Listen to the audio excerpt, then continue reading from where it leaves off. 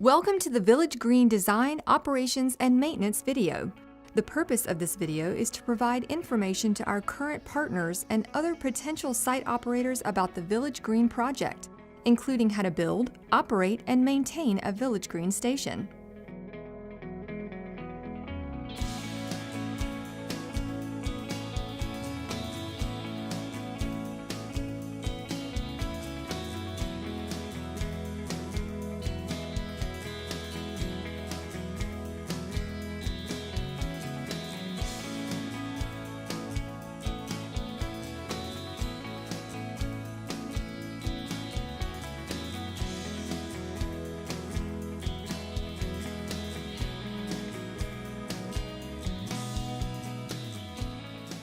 The Village Green project is a community-based activity to demonstrate the capabilities of new real-time monitoring technologies so that communities can learn about their local air quality.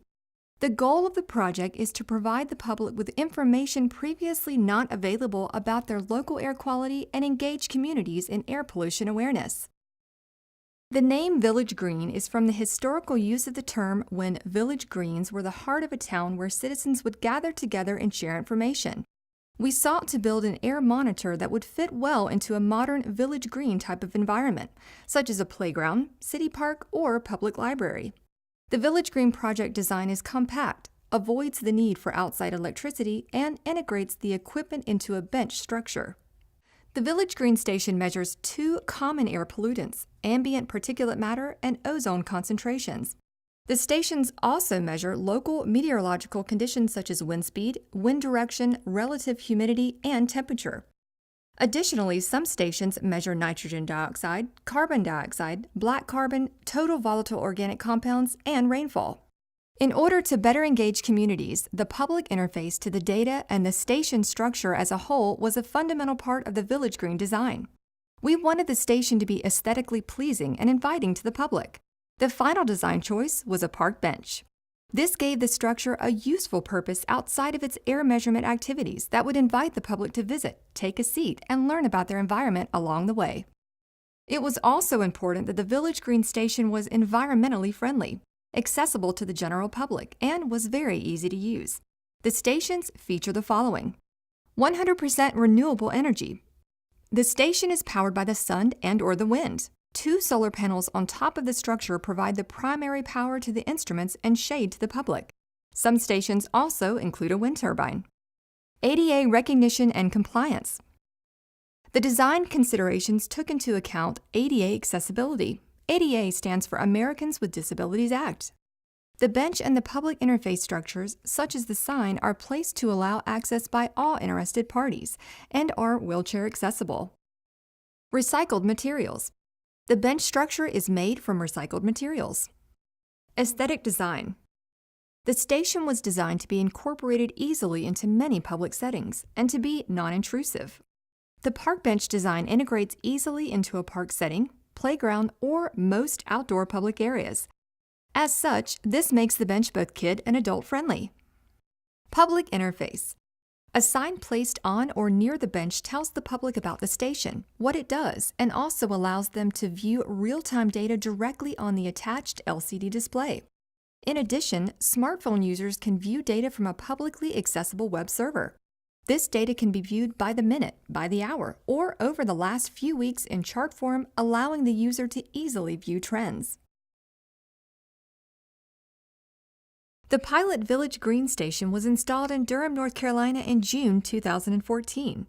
A total of 8 stations have been built across the United States. This table shows each installation and the date it was installed. The pilot station in Durham was installed with the first generation design. We call that our Generation 1 equipment. All stations from March 2015 to March 2016 were installed with Generation 2 equipment. Houston was installed with Generation 3 equipment. Since installation, stations in Durham, Kansas City, and Oklahoma City have been replaced with Generation 3 equipment. All stations are currently Generations 2 or 3. Each generation progression represents advances in microprocessing components. This table shows the list of sensors equipped at each site. Each station is equipped with the base sensors, PM 2.5, ozone, temperature, humidity, wind speed, and wind direction. Some stations also have a care pool sensor. There are two variations of the care pool sensor. One measures a combination of nitrogen dioxide and ozone. The other measures nitrogen dioxide only. Both care pool sensors are experimental sensors, and these data are not made available to the public. Additional sensors are site-specific sensors used for evaluation purposes. The bench structure, made of recycled materials, provides a comfortable and safe seating area. Visitors can relax and enjoy the environment around them. It does not require painting or any other special maintenance. The station is powered primarily by solar energy. Two 110-watt solar panels charge deep cycle marine batteries located behind the seating area. The current from the panels is regulated by a solar controller. The batteries provide an energy storage solution to power the system when solar energy is not available, such as during the night. Station uptime has proven to be very good with this power configuration. Generally, we see the station lose power for a few hours during bad weather over multiple days. The Village Green Station measures PM 2.5. PM 2.5 is measured by a Thermo Fisher Scientific PDR 1500. The PDR 1500 is a photometric device outfitted with a PM10 inlet at the top of the structure. This inlet allows sufficient airflow to the device while removing particles larger than 10 microns. This prevents larger particles from entering the instrument. Directly attached to the instrument is a PM 2.5 cyclone that allows only particulate matter less than 2.5 microns to enter the instrument. PM 2.5 is of special concern as it impacts human health and the environment. These particles are produced from all types of combustion, including motor vehicles, power plants, residential wood burning, forest fires, agricultural burning, and some industrial processes.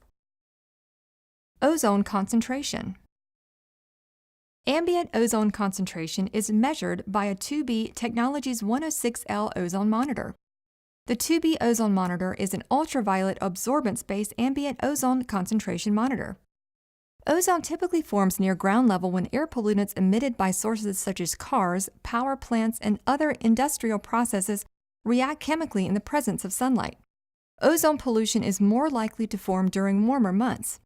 This is when the weather conditions normally needed to form ground-level ozone, lots of sun and higher temperatures, occurs. Relative humidity and temperature. Relative humidity and temperature are measured using a Vaisala HMP60. These conditions can have an effect on the air quality readings and are used to determine trends relative to the air quality measurements, as well as provide meteorological information to the public. Wind speed and wind direction. Wind speed and wind direction are measured using an RM Young 09101. These conditions also can have effect on the air quality readings and are used to determine trends relative to the air quality measurements, as well as provide meteorological information to the public. Other site-specific sensors gather more air quality data. Some of these sensors are still experimental and only used by EPA to determine their usefulness and ability to measure these pollutants accurately. These experimental sensors are being compared to regulatory-grade monitors, and data are currently not being publicly reported. Modem. The modem or Ethernet gateway is used to establish an internet connection via a 4G cellular network. Village Green commonly uses a Sierra Wireless Raven XE for Generation 2 systems or a Sierra Wireless RV50 for Generation 3 systems. These are the recommended devices. If another device is to be used, be sure it includes a digital output from remote restarts. A 1 GB data plan per month is all that is required for data usage. When selecting a plan from the service provider, it is important to request a static IP for the modem. This will allow for remote restarts. DHT22. The enclosure conditions are measured by a DHT22 temperature and relative humidity sensor. The AirNow service hosts the data for the current Village Green systems produced by EPA.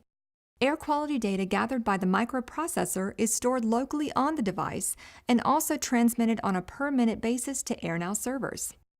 The data undergoes some live quality checks and is publicly shown on each site's page on a 5-minute delay. These data can be reviewed by anyone in great detail.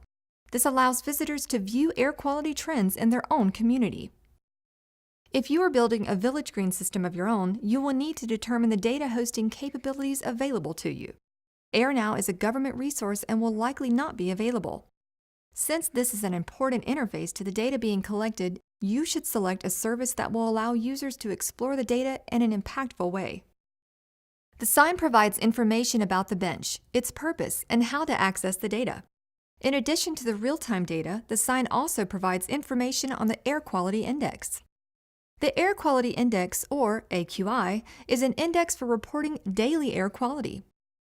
It tells you the current air quality status and the associated health effects. The Village Green system downloads the current AQI for a given area from the AirNow database and displays it for the user along with a chart that explains what the AQI numbers and associated colors mean. It also provides some suggestions of what outdoor activities to enjoy or avoid depending on the readings. The equipment compartments for the Village Green Station are located in the trunk section behind the seating area. To access the instrument compartments, you must unlock and remove the trunk covering. There are 2 paddle locks on the top left and top right corners of the covering. The station operators normally maintain the keys. In some installations, there are additional hinged locks on the sides of the unit. The station operators have the combination for the locks. Once these are unlocked, the covering has to be pulled back, lifted up, and then removed. When the trunk is removed, there are 2 equipment compartments visible. The compartment to the left contains the battery enclosure. This enclosure is locked with a key that is maintained by the station operators. You should always take measures to prevent damage to sensitive components from electrostatic discharges. It is recommended that all users wear a wrist strap connected to earth ground whenever the instrument bays are open, and there is a possibility of physical contact with electronic components. On unlocking, you will be able to access the power control system. This system is comprised of 3 main system components. Current delivery to battery. The solar panels on top of the structure are connected by the conduit routed on the vertical supports of the bench structure.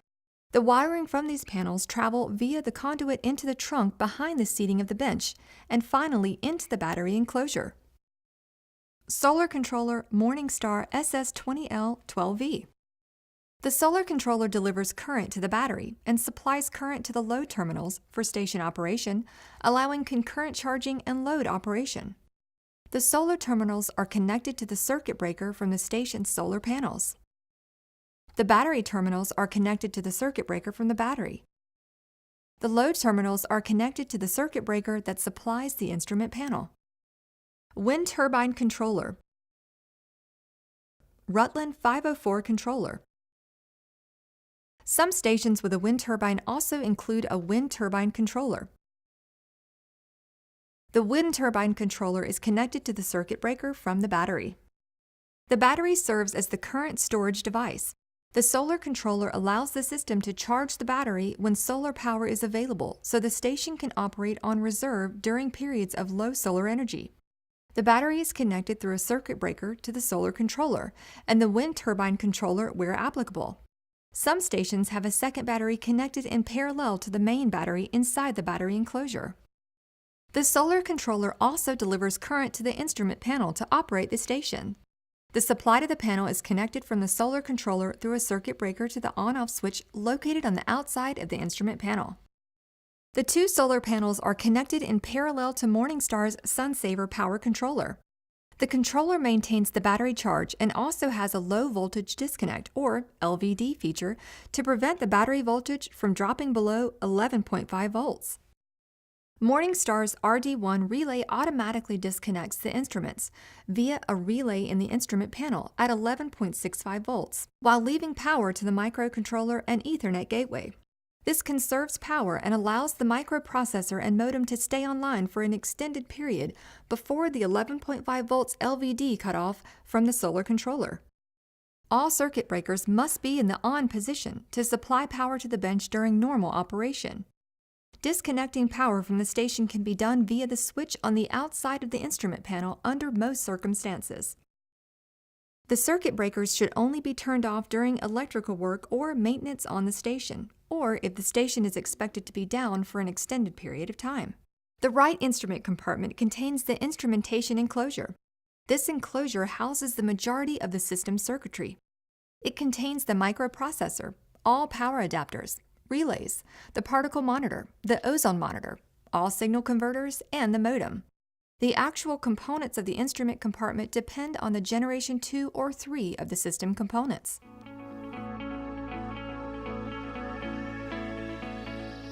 Generation 2 Arduino Mega 2560. The Generation 2 design was based around specific core system components. The architecture or microprocessor for this design was the Arduino Mega 2560 Mega with 3 hardware serial ports. Hardware serial ports are central to the Village Green design. Many of the system's sensors use serial communication and utilize these ports to communicate with the microprocessor. However, as the Village Green system grew from 2014 to 2016, the system began to approach the memory limits of the Mega 2560. Also, requests to add additional sensors required more than the system's available 3 hardware serial ports. This meant any additional sensors would need to utilize software emulation of hardware serial ports. This would present a problem and require more data processing. By 2016, there were more options available to support this additional hardware. Generation 3 Teensy 3.5. The Teensy 3.5 is an Arduino clone with more processing power, available memory, and hardware serial ports. The Village Green design team took this change as an opportunity to revamp the design hardware and utilize custom circuit board software to build a complete system board for the Village Green system. We refer to these design changes as the Generation 3 design.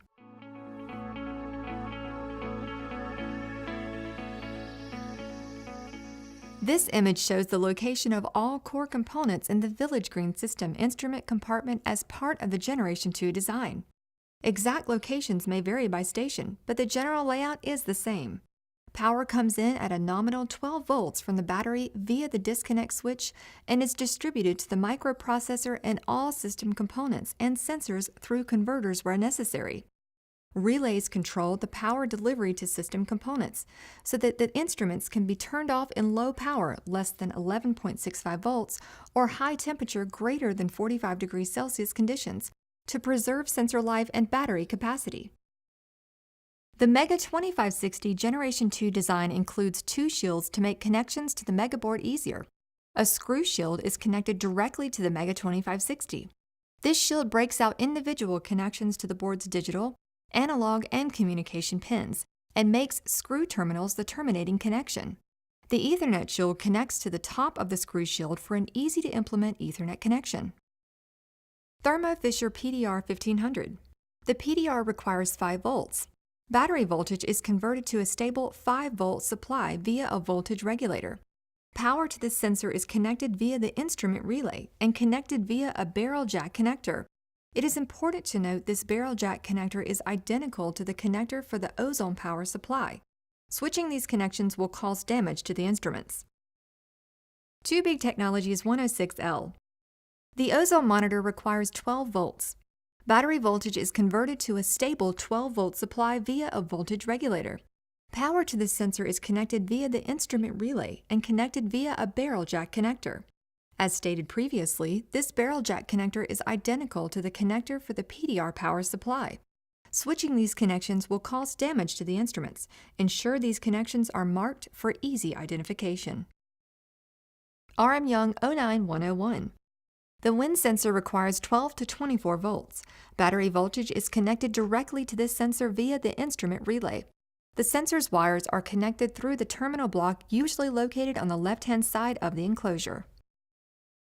Vaisala HMP60, CarePulse sensor, and DHT22. These sensors require 5 volts. These sensors are powered by the Mega 2560's onboard 5-volt regulator and connected to the Mega 2560 screw shield. These sensors' wires are connected through the terminal block usually located on the left-hand side of the enclosure. LCD screen. The LCD screen is powered by the Mega 2560's onboard 5-volt regulator. Power to the LCD screen is connected through a relay shield controlled by the Mega 2560's digital output pins so that the power can be cycled to the LCD screen periodically to reduce downtime. The LCD's wires are also connected through the terminal block. Mega 2560. The microprocessor requires 10-volt input. Battery voltage is converted to a stable 10-volt supply via a voltage regulator. Power to the Mega 2560 is connected via a second relay. This relay is controlled by a digital output from the modem. This allows the user to remotely disconnect power from the Mega 2560. When the Mega 2560 is turned off, this in turn turns off the instrument relay. Effectively, the user is able to turn everything on and off except the modem to restart the system in case of an error. Modem. The modem requires 12 to 24 volts. Battery voltage is connected directly to the modem using the terminal block on the left-hand side of the enclosure. Heater. Stations in colder climates contain a heater that is activated when the station reaches 8 degrees Celsius. The heater requires 12 volts and is connected via a relay to battery power. Fan and exhaust. All stations contain a fan and 2 filtered exhaust ports housed in the instrument enclosure. The fan requires 12 volts and is connected via a relay to battery power. The fan is activated when the enclosure temperature reaches 45 degrees Celsius to bring cooler air into the enclosure and force warmer air out. Sensor signals are read by the microprocessor. Some sensors, like the Vaisala HMP60, output voltage signals which can be read directly by the Mega 2560's analog input pins. These voltages are converted into a signal reading using simple linear equations. Other sensors use serial communication, and the exact path from output to reading varies depending on the exact configuration as described next. Thermo Fisher PDR 1500. The PDR uses RS-232 communication. RS-232 is a form of serial communication. This signal is converted to TTL logic levels that can be read directly by the Mega 2560 via a converter. The specific baud rate for the sensor is set in software. The PDR should be set to 19,200 baud. 2B Technologies 106L. The ozone sensor uses RS-232 communication. This signal is converted to TTL logic levels that can be read directly by the Mega 2560 via another RS-232 to TTL converter. The specific baud rate for the sensor is set in the microprocessor software. The ozone monitor should be set to 4,800 baud. RM Young 09101. The wind sensor uses RS-485 communication. RS-485 is another form of serial communication. This signal is converted to RS-232 communication by a RS-485 to RS-232 converter. The RS-232 signal is then converted to TTL logic level. The specific baud rate for the sensor is set in the microprocessor software. The wind sensor should be set to 9,600 baud. CarePulse sensor. This sensor communicates with 5-volt UART logic. This signal is connected through a 5-volt to 3.3-volt logic level shifter to convert this signal to 3.3-volt TTL logic. DHT22. This sensor communicates with I2C. I2C is another form of serial communication that uses the Mega's digital pins. The communication pins are connected directly to the screw shield. Modem Raven XE. The modem communicates with the Mega 2560 via an Ethernet cable plugged into the aforementioned Ethernet shield. This connection is used to download AQI readings and upload recorded data.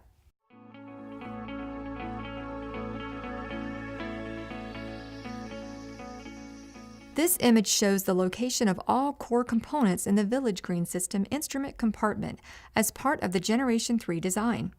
Exact locations may vary by station, but the general layout is the same. As in the Generation 2 design, power comes in at a nominal 12 volt from the battery via the disconnect switch and is distributed to the microprocessor and all system components and sensors through converters where necessary. Relays control the power delivery to system components so that the instruments can be turned off in low power, less than 11.65 volts, or high temperature, greater than 45 degrees Celsius, conditions to preserve sensor life and battery capacity. All power requirements are identical to the requirements for Generation 2 except the microprocessor requirements. Keep in mind that there are different types of relays used in the Generation 3 design. In the Generation 3 design, the LCD, Carpool sensor, and Visala temperature and humidity sensor are not powered by the Teensy's 5-volt output.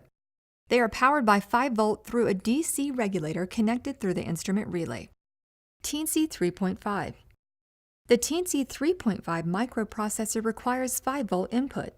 Battery voltage is converted to a stable 5-volt supply via a voltage regulator. Power to the Teensy is connected via a second relay. This relay is controlled by a digital output from the modem. This allows the user to remotely disconnect power from the Teensy. When the Teensy is turned off, this in turn turns off the instrument relay.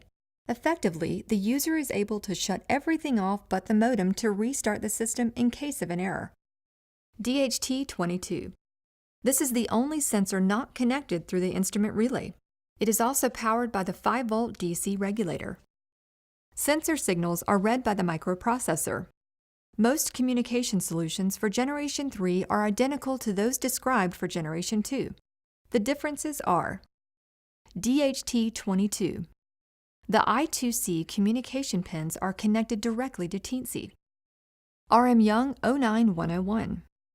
The RS485 communication signal is converted directly to the TTL logic level communication that can be read by the Teensy using a converter chip. The specific baud rate for the sensor is set in software. The wind sensor should be set to 9600 baud. Carpool sensor. The 5-volt UART is connected directly to Teensy's hardware serial port. Teensy's pins are 5-volt tolerant and do not require conversion to 3.3-volt logic. Modem RV50. The modem communicates with the Mega 2560 via an Ethernet cable plugged directly into the Ethernet adapter. This connection is used to download AQI readings and upload recorded data. The other main difference in the Generation 2 and 3 instrument compartment design is the ease of disconnecting sensors from the main board. Many earlier hardwired connections are now made with easy-to-disconnect plugs, allowing for quicker disconnections for diagnostic purposes or replacement.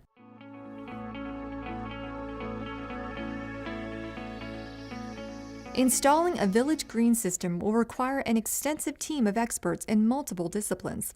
While this video and its associated documents aim to share as much information as possible regarding the steps required to build, install, operate, and maintain a village green station, it is impossible to cover every facet of this procedure.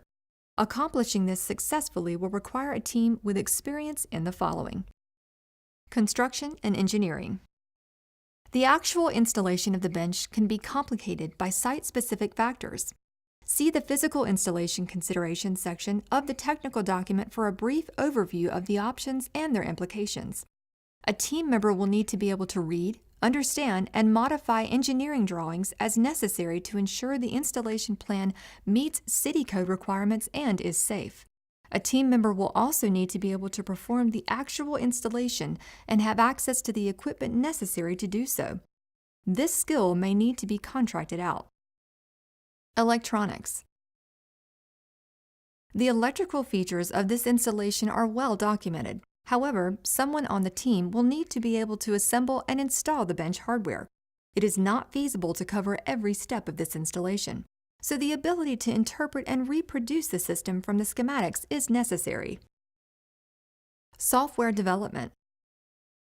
The libraries as included in the technical design document should suffice to install the system exactly as described and locally log data to the SD card. However, software repositories and hardware availability are subject to change. If anything is changed, it will likely be necessary to make minor code adjustments. One section that will require a change for any new installation is data streaming. Any new project will utilize different server-side variable names and likely a different web server. This section of the code will have to be modified by someone with programming experience. Community impact. The purpose of the Village Green project is to attract visitors and inform the public about local air quality.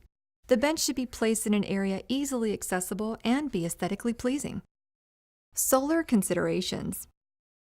The bench requires unobstructed solar signal to function properly and maintain uptime. The location of the bench installation has to take this into consideration. The site should be located away from trees or buildings that may obstruct direct sunlight. If possible, the bench should be north or south facing so the solar panels can be mounted parallel to the bench structure. Design documents are also available to turn the solar panels 90 degrees, but any direction outside of the 4 cardinal directions, plus or minus 10 degrees, should be avoided. The associated technical document provides more information on this topic and more information about available solar hours for different areas of the United States. Physical installation considerations. The determination for the bench location must consider how the bench will be properly secured to the area and take electrical grounding into account. This is where an engineer with construction experience is necessary. To properly secure the bench, 3 installation options are available in which design documents are made available by the Village Green team. The bench may be directly mounted to an existing surface such as concrete or brick. The bench may be mounted directly to a concrete slab. This slab can be placed on top of an existing surface, or the surrounding area can be excavated and the slab can be installed to existing grade. Piers can be prepared underground and the bench could be mounted to these piers. Design choices should be well documented and approved by a professional engineer. The technical document covers this in more detail. The Village Green system requires maintenance to ensure the sensors work as intended and deliver quality data. The table shown indicates the types of maintenance activities required and their frequency. The most frequent checks occur quarterly. This means the operator should schedule quarterly maintenance to perform these activities. We will now briefly go over these maintenance activities. The PDR flow check is necessary to ensure that the instrument is maintaining the 1.52 liters per minute flow required for the 2.5 micron cut point of the installed blue cyclone. This flow should be checked with a flow reference device and should be 1.52 liters per minute within plus or minus 10% of the set point. The first step in performing a flow check is to briefly remove the blue cyclone and replace it with the total inlet. The total inlet has a hose barb that can be used to connect flexible tubing between the reference device and the PDR. Simply remove the tubing from the cyclone, then remove the guard and the cyclone itself. Place the total inlet and the guard in place. Connect the flow reference device to the instrument. For example, we will use a gillibrator. Connect the flexible tubing to the total inlet and ensure it is leak tight. Once it's connected, confirm that the PDR is operating and take and record multiple flow readings to verify its value. An average of at least 5 readings is recommended. Record these values for documentation. If the flow check fails, check the sampling inlet for obstructions. If none are found, ensure the flow is set correctly. On the PDR screen, hit Escape to navigate to the screen that shows Operate. From this screen, use the up and down arrows to navigate to Configure. Press Enter. From this screen, use the up and down arrows until you find the flow set point. Ensure this value is set to 1.52 liters per minute using the up and down arrow keys. Hit Escape to back out to the Configure screen. Navigate back to the Operate and press Enter. The unit should continue measuring. If flow errors continue, consult the manufacturer's user manual in the technical document appendix. The PDR zero check ensures that the PM measurements made by the PDR device are not being biased by verifying a zero measurement. For this test, attach the HEPA filter supplied with the PDR to the inlet of the instrument via the total inlet hose barb described in the flow check procedure. If you have just completed the flow check procedure, you will be ready to go. Make sure the filter is installed with the proper direction of flow by noting the arrow on the side of the filter. Observe the reported concentration with the filter in line and re-zero this instrument if a 5-minute average readout of less than 2 micrograms per meters cubed is not observed. To re-zero the PDR, use the up and down arrows until Operate is displayed and then press Enter. Now use the up and down arrows to scroll to the zero instrument screen. From the zero instrument screen, press Enter, and the display will advance to zeroing Please Wait. This procedure may take a few minutes. The results of this test are only shown briefly on the screen.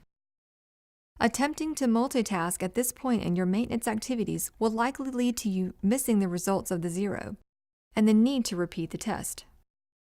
After zeroing, and if the preceding measurement is successful, a Zero Instrument Complete BKG OK screen appears. If the measurement is successful, but outside instrument specifications, a Complete BKG HI message will appear. If diagnostics indicate a problem with the measurement, a failure message will appear, followed by a hex code indicating the type of error that has occurred. A key providing the meaning of each hex code can be found in the appendix of the technical document. In any failure case, the instrument should be re-zeroed again. After 3 failures, the user should consult the manufacturer's customer service. PDR audits require the use of a temperature and RH-controlled chamber capable of housing the PDR unit. A standard aerosol generator is also required. If you do not have access to this equipment, it is recommended to send the PDR back to the manufacturer for audits. As with the PDR instrument, the flow check for the 2B ozone instrument is performed using a flow reference device. If the inlet filter has been in operation for more than 3 months, the filter should be replaced prior to performing the flow check. The check is performed by attaching a reference flow measurement device to the inlet of the filter assembly, located above the bench seating area. Remove the bug guard and connect the flexible tubing to the 1/4-inch sampling line. Measure and record at least 5 readings and take an average. An acceptable flow range for this instrument is 700 to 2,000 cubic centimeters per minute. Should the flow need to be adjusted, a small screw can be rotated to accomplish this task. Rotating the screw clockwise will increase the flow. A target of 1,000 to 1,100 cubic centimeters per minute is typically used. This will allow for some decrease in flow from filter loading while keeping it in an acceptable range. To change the flow rate reading of the 2B ozone instrument, which is shown in the LCD display, one must access the main menu. Different menu options are found by scrolling the black knob shown and are selected by pushing the same knob inward. Select the CFG submenu from the main menu. Next, select CAL to get to that particular menu option. From the CAL menu, select the FM submenu to display the calibration factor for the internal flow meter. FM is a multiplicative factor that increases the displayed flow when it is increased. FM can be used to change the flow rate to match that measured by a calibrated flow meter connected to the instrument's inlet. Further explanation of these procedures can be found in the 2B operator manual and in the technical document appendix. With the wide range of acceptable flow rates for the instrument, this adjustment does not need to be performed unless the 2B reading is significantly different than the reference device. Ozone calibrations are performed in the lab, ideally by bringing in the field unit to be checked and/or calibrated and installing the other calibrated instrument at the field site. If only one instrument is available, ozone readings will simply be offline while the unit is removed and calibrated. Initial calibration and quarterly calibration renewal are performed using an NIST standard reference photometer and a primary standard up to 1,014 parts per billion. The unit will need to be sent to a lab capable of performing this calibration. If you do not have access to a standard reference photometer for calibration, it is recommended to send the unit back to the manufacturer for calibration. Ambient temperature and RH are measured via a Vaisala HMP60 humidity and temperature sensor. The results of these measurements are displayed on the Arduino LCD and logged to the micro SD card. They can also be observed locally using a terminal program on a computer attached to the USB port of the Arduino. Checks on the performance of this sensor are made by comparing these measurements with a temperature and humidity reference device. The user is free to use any transfer standard or reference device that is available and complies with existing QA requirements. Acceptable values for temperature are within plus or minus 2 degrees Celsius of reading and plus or minus 10% of reading for humidity. To compare to the reference device, simply place the reference probe in close proximity to the Vaisala shield and give adequate time for the readings to stabilize.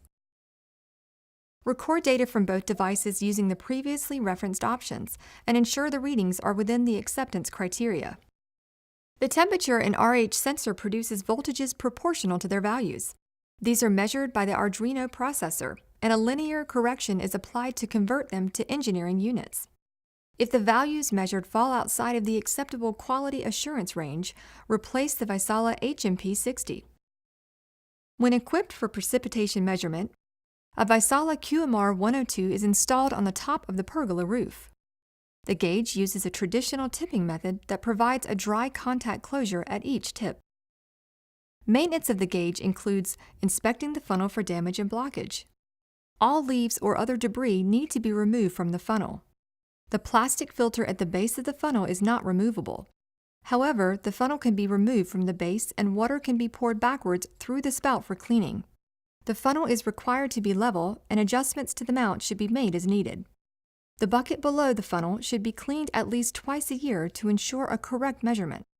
The user guide for the QMR 102 can be found in the Technical Design Document Appendix. This guide contains a detailed procedure for the dynamic calibration of the tipping bucket. Wind speed and direction are measured with a serial output wind sensor RM Young Model 09101. The output is displayed on the Arduino LCD inside the instrument panel and logged to the micro SD card. These data can also be viewed on the serial monitor. Currently, these data are compared with wind speed and direction data from a local airport, NOAA, or other website with logged weather data for the particular time at which field observations were made. Wind direction should match within plus or minus 20 degrees, and wind speed should match within plus or minus 3 meters per second. Buildings and trees in the vicinity of the sensor will significantly influence the readings, and correlation may be poor when compared to a remote reference station. In the event that site-specific factors affect the ability to compare with a local weather station, alternative evaluation can be conducted on-site. Compare the real-time wind direction to a research-grade compass reading and wind speed to a portable wind sensor. If readings do not agree with the reference, check to ensure the sensor is correctly oriented. See the manual and the Technical Design Document Appendix for instructions on how the wind sensor should be oriented. After extensive use, the cyclone on the PDR 1500 can become dirty and requires cleaning at least twice per year. To perform this task, first remove the cyclone from the instrument. Next, remove the cap from the cyclone. Clean the cyclone by first wiping the inside of it with a cotton swab or other appropriate wipe. For further cleaning, you may rinse the cyclone with methanol and dry it by allowing it to sit out in the open or by flowing air through it. Once clean and dry, the cyclone can be placed back on the instrument for continued use. The entire flow path of the ozone monitor needs to be cleaned and a new ozone scrubber installed at least annually. To replace the ozone scrubber, first disconnect the tubing from both ends of the scrubber assembly. Replace the old scrubber unit with a new replacement unit and reconnect tubing as before. A detailed procedure for cleaning the flow path and replacing the ozone scrubber of the OEM 106L can be found in the Technical Document Appendix. The 2B inlet filter used to protect the instrument from PM contamination should be replaced every 3 months. To replace the filter, first turn the 2B instrument off. Next, disconnect the filter housing from the inlet line and take the housing apart by unscrewing the cap.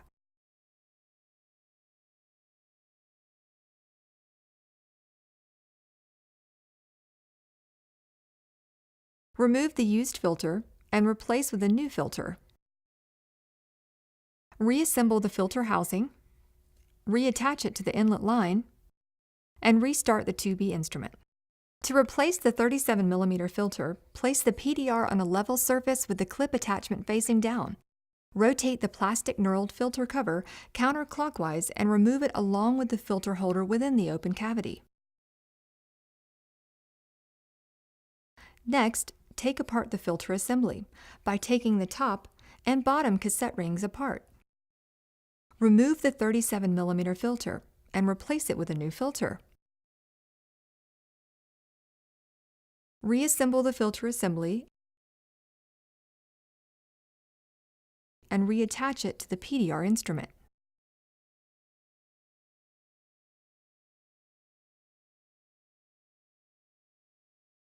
The Care Pulse sensor is installed on select Village Green stations for evaluation purposes only. Calibration for the Care Pulse sensor is performed by the manufacturer prior to shipping. No additional calibrations will be performed on the unit. This device has an approximate 1-year life expectancy, and after that time, the unit should be returned to the manufacturer for replacement. A particulate filter installed on the end of the unit will need to be changed after 6 months of operation. To change the filter, take it out by touching its edge and pulling down. Replace with a new filter and allow 12 hours for the Care Pulse sensor signal to stabilize, as specified by the manufacturer. The micro SD card slot is located on top of the Ethernet shield. To insert the card, press it gently into the slot until it clicks into place. The card will only fit in one orientation. To remove the card, push the card in gently and then release pressure. This should cause the card to pop out of the slot far enough to be removed by hand. Once you have backed up the SD card data on a computer or other data storage device, delete the data on the SD card and place the SD card back into the unit. The SD card slot is on top of the Teensy microcontroller board. In this build, the SD card is somewhat difficult to access. Take your time and be cautious. It is possible to damage the card if handled roughly. The card will need to be pulled away from the microprocessor chip to remove it.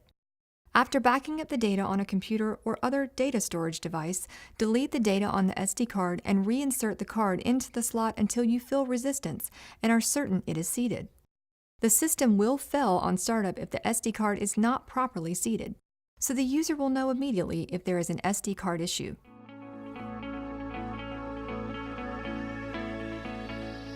The microcontroller communicates to the internet via an Ethernet connection to the modem. It is possible to remotely restart the microprocessor with the modem. To perform this remote operation, a terminal program capable of TCP/IP communication is required. One example is PuTTY. This program is freeware and is capable of communicating with any serial device as well as performing TCP/IP communication. After installing and starting PuTTY, a window similar to this is shown. In this window, the operator will need to change the IP address to the public static IP address assigned by the wireless carrier. The operator will also need to change the service to Telnet and the port number to 2332. At this point, select Open and PuTTY will connect to the modem. If successful, a login prompt will appear similar to that shown. Enter the username and password provided upon installation or selected during modem setup. The commands needed to restart the system vary depending on whether the system is Generation 2 or 3. To turn off the microprocessor on a Generation 2 system, type the commands as shown on screen with the following parameters. Set relay out 1 to 0 to turn the microprocessor off, and set relay out 1 to 1 to turn it back on. Press Enter after each command string. To turn off the microprocessor on a Generation 3 system, type the commands as shown on screen with the following parameters. Set relay out 2 to 1 to turn the microprocessor off, and set relay out 2 to 0 to turn it back on. Press Enter after each command string. When finished, the screen will look similar to this. Using the backspace and/or delete keys while typing commands may result in an error. If an OK is not received after a command, enter it again until all syntax errors are removed and an OK is received. Smartphone apps are also available to perform these actions. Mocha Telnet Lite is an available app on Google Play for Android smartphone users. To view debugging information, you will need to connect a serial monitor to the system. Whether you are connecting to the Mega 2560 or the Teensy 3.5, the procedure is almost the same. The Mega 2560 uses a USB A to B cable, similar to most printer communication cables. The Teensy 3.5 uses micro USB cable, similar to most Android chargers. It should be noted that all Android chargers do not contain all 4 cables necessary for communication with the device. Plug the cable into your computer and use a serial communication program, such as TerraTerm or PuTTY, to connect to the serial monitor. The serial monitor communicates at 9600 baud. The rest of the communication settings are the default selections in most serial communication programs. Data bits, 8. Parity, none. Stop bits 1. The serial monitor will allow you to see a wealth of information. You could see the raw readouts of most instruments for debugging purposes and any errors printed to the screen. In Generation 3 systems, the level of debugging printed to the screen can be controlled by the user. Follow the instructions seen in the serial monitor to turn on or off debugging for specific instruments. Type capital D, case sensitive, into the serial monitor, then hit Enter, followed by your selection of which instrument to debug. The screen will show a list of instruments to select. Select the instrument by number and press Enter. This will turn on debugging for that instrument. Once turned on, you can type capital F, case sensitive, into the serial monitor, then hit Enter, followed by your selection of which instrument to stop debugging. The screen will show a list of instruments to select. Select the instrument by number and press Enter. This will turn off debugging for that instrument. This concludes the Village Green design, operations, and maintenance video. Please refer to the supporting technical document for more information on the material presented. Thank you for your attention, and we wish you success on your Village Green project.